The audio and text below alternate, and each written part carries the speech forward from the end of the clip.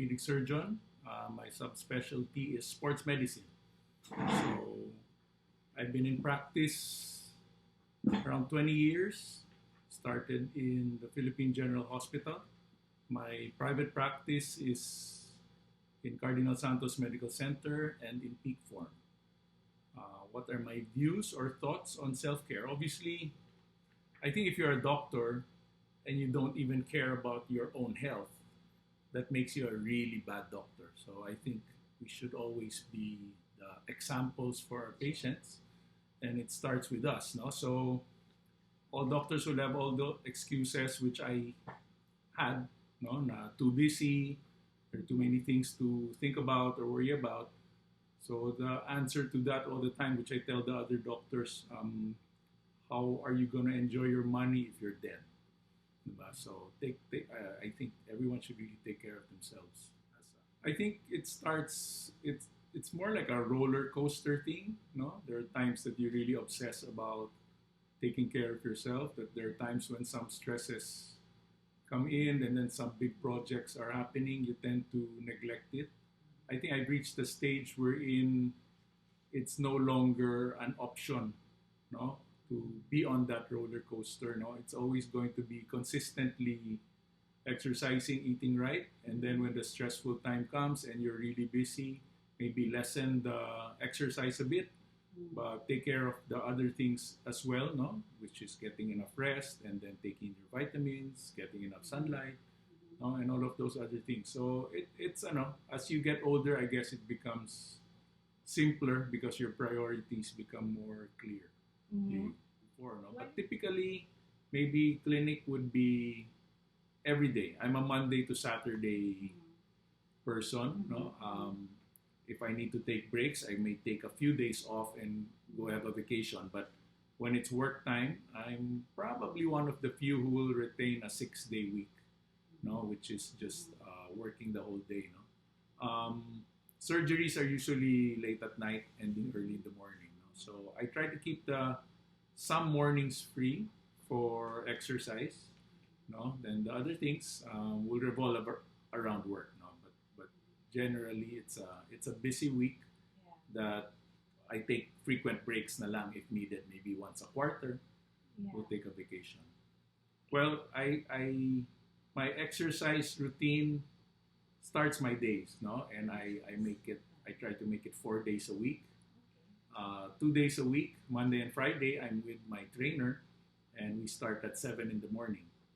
No, and then after that, clinic usually starts at 10, depending where I have to go, and it's normally anywhere from 4 to 6 p.m. So if I have telemedicine, we fit it in there. If I don't, sometimes if we'll have surgery, we schedule it there. No, so we try to fit it all in, but I try to get the exercise out of the way in the morning. So we prioritize that already. That way, I don't have to try to catch up later on. So 2 days a week will be doing cardio. That will be on my own. No, so we have the machine at home. I have a treadmill. I just do twice a week the cardio, then twice a week resistance exercises with my trainer. Actually, my view on exercise, if it's a stressful period, I think the exercise becomes more important, not less. No, so I will not adjust to get exercise out. On the contrary, I will actually now prioritize it even more and make sure I'm already having a bad day or a bad week, damning stresses and everything. I think all the more we have to be exercising. I mean, it's the good hormones, it's the endorphins and stuff. I mean, without that, I'd probably be homicidal or suicidal already. So I think it's good to exercise. Okay, then we will lose our best doctor if that happens. Best descriptors of agar Eufemio is the obsessive compulsiveness. So having a type A personality almost automatically means I'm not flexible. I'm a creature of habit. My routine is sacred. I actually sometimes even have the whole week planned when I sleep on Sunday. So I try as much as possible not to have it disrupted. I always will have a plan B. A plan B is useful, but I don't want it to reach plan B. But Yeah. I will have a plan B. Let's say. So I'll be flexible enough, but I will not want to routinely do that. Okay. Every Yeah. time someone Yeah. wants something, I'll budge. Yeah, I think it will depend on how important that case is. Sometimes it's an emergency. The urgency. I will make The time. urgency. I will make time. That means if I have a Monday, Friday schedule with my trainer, Sundays and Thursdays, I cannot sleep late.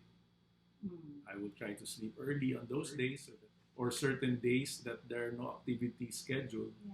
I will stay in bed and fall asleep several times during that day. During the week. There are things to correct in my routine. Mm. I think it's prioritizing the sleep also. No, so it's good that I start slow. I mean, it's a slow process. No, I corrected the exercise thing Yeah. maybe early in my life, and then a few years ago when my blood tests got really bad and my blood sugar, my blood pressure, everything was skyrocketing. Mm-hmm. The eating right became a priority. No? So it's probably been 4 or 5 years that I've been Yeah. able to maintain my weight. I've Yeah. kept my blood levels of the different things down, Yeah.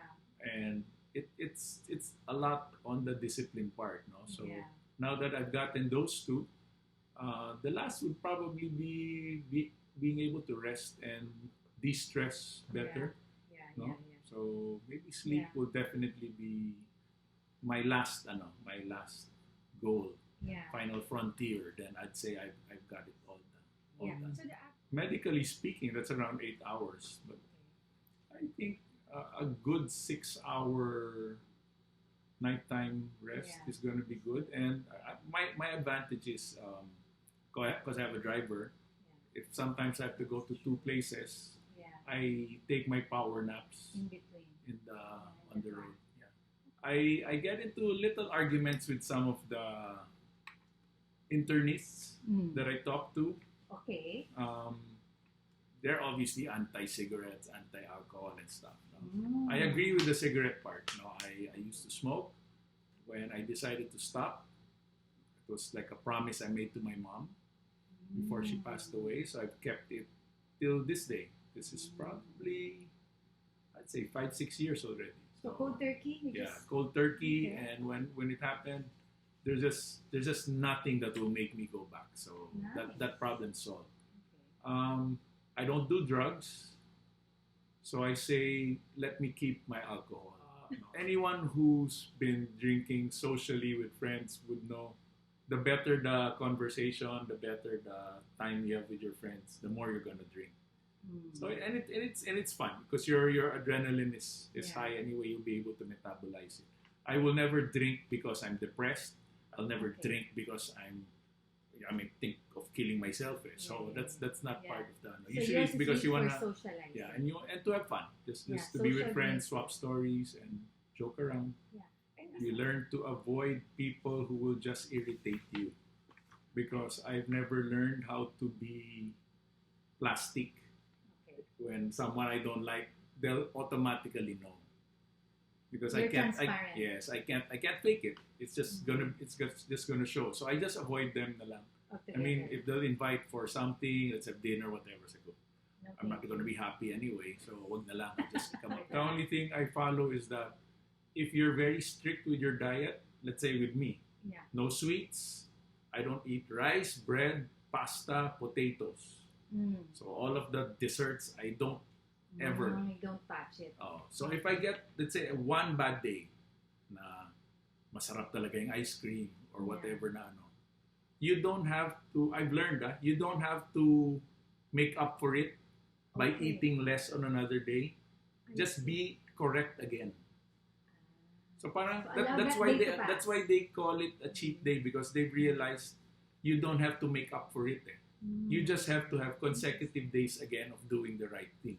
So that's what I do. If I have a really big alcohol binge, Yeah. drunk, really have a lot of fun, I have to make sure the next 6 to 7 days, I just follow what I do You go the back to right your way routine. without having to overcompensate.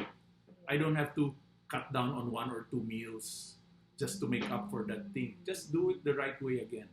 Then after a week, you're back to where you were. So should be okay. Yes. Maybe it will be bad if, let's say, when you start drinking, then you enjoy it, then you do it for several days. Yeah. That's when you fell off the wagon. Yeah, Na.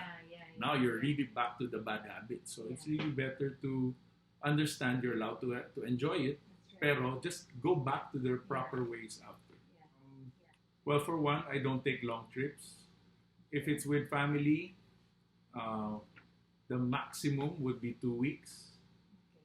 But on average, maybe the last 10 years, it's been like 10 to 12 days. Okay. If for conventions or lectures, if it's near enough, let's say if it's an Asian lecture, I will arrive the day before and I will leave the day after. I mean, that's as much as I would enjoy the travel part. So if I'm going out for such a short time, maybe exercise is not even part of the plan. I will just meet my friends or meet my colleagues. Then we have dinner or whatever, do drinks and stuff like that. But exercise, kasi for me, you'll have to fit it in na naman. And then it's going to be in a new place that you're not familiar with. You go to a gym that's not the gym that you go to. So you're going to have to get familiar with the machines and everything. Then sometimes it's kilometers or miles and you have to convert or whatever. So when I go abroad, I usually don't think about exercising unless it's going to be a long enough time.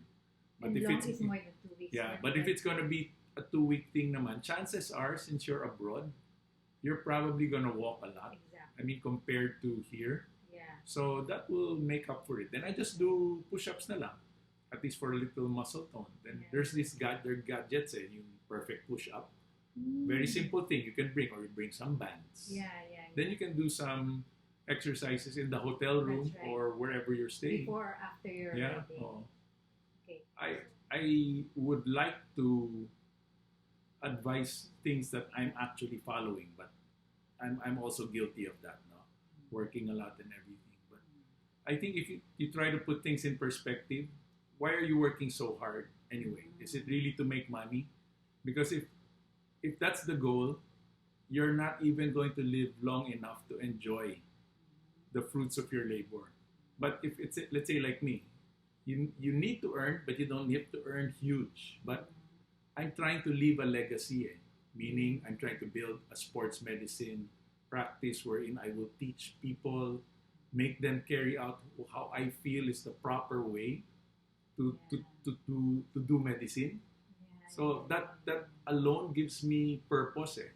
I think purpose is really important. It's if the purpose is money, you're screwed. Yeah. But if you have a bigger purpose, you want to teach, you want others to develop, and you want to have a hand in that, then having the bad habits of not having enough sleep, lack of exercise and stuff like that, that's forgivable because you have that feel-good feeling that will probably keep you healthy anyway.